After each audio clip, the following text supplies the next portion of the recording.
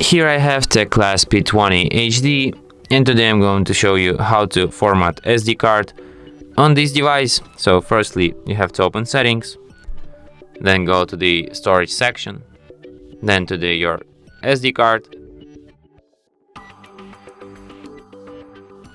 then you have to open it, maybe with Files by Google.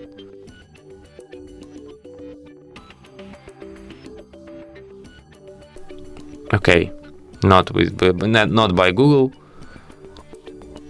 Oh no. Then you tap here. Go to the storage settings.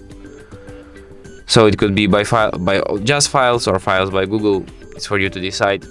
And here you have to tap Format, and then confirm it by tapping Format SD card. And after a few seconds, your SD card will be formatted and ready to be used as new. Tap Done. And that's it. Thanks for watching.